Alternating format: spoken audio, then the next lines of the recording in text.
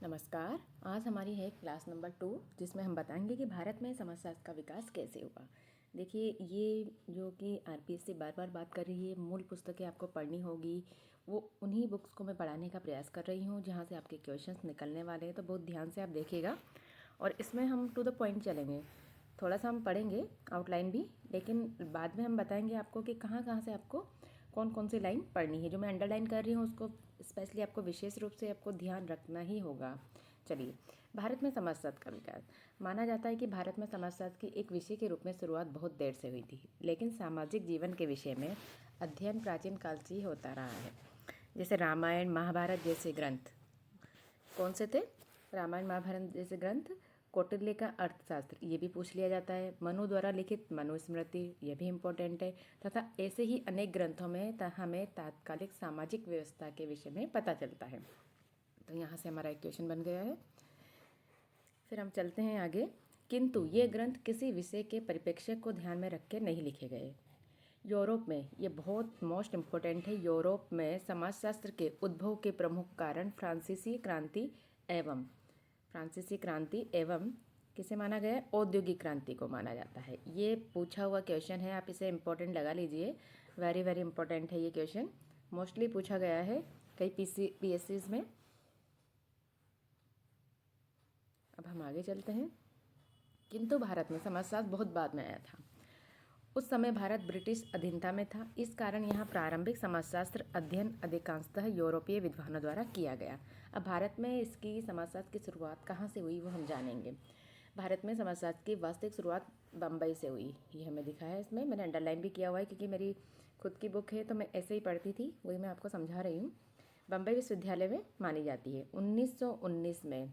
Very very important, 1919 में Patrick गैडिस की अध्यक्षता में समाजशास्त्र विभाग की शुरुआत हुई। तो पूछ लिया जाता है कि भारत में समाजशास्त्र की शुरुआत किस विश्वविद्यालय से हुई, तो हमें ध्यान रखना है बम्बई विश्वविद्यालय। कब हुई? 1919 में। और किसने की? पैट्रिक गैडिस ने। तो 2 क्वेश्चन हमारे यहाँ बन चुके हैं। चलिए अब हम आगे चलते हैं। समाजशास्त्र विभाग की शुरुआत हुई, हालांकि ऐच्छिक विषय के रूप में ये सन 1914 में पढ़ाया गया है, ठीक है। इसी तरह 1917 में ऐच्छिक विषय के रूप में कलकत्ता विश्वविद्यालय में समाजशास्त्र की शुरुआत हुई। ईयर का ऑर्डर पूछा जाता है कि कलकत्ता में कब हुई, लखनऊ में कब हुई, पुणे में कब हुई, मैसूर में कब हुई, तो ये सब ध्यान रखना है हमें। 1921 में लखनऊ विश्वविद्यालय में समाजशास्त्र की शुरुआत हुई। 1923 में आंध्र व मैसूर विश्वविद्यालय में इसकी शुरुआत हुई। 1952 में, वेरी वेरी इंपॉर्टेंट, 52 ईयर भी ध्यान रखना है। और इंडियन सोशोलॉजिकल सोसाइटी की स्थापना हुई, ये पूछा जाता है। देखिए 3 क्वेश्चन अभी तक बन चुके हैं, बहुत इंपॉर्टेंट क्वेश्चन है।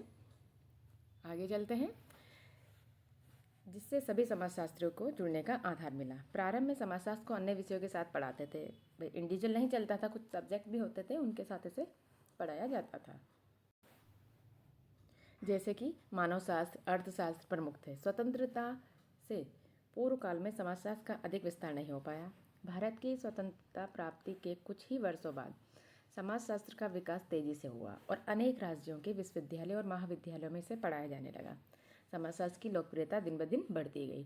Tata institute of social work Lucknow, very important, पूछ लिया जाता है तो हमें ध्यान होना चाहिए। Tata institute of social work Lucknow, ठीक है। तथा institute of social science Agra जैसे अनुसंधान केंद्रों की स्थापना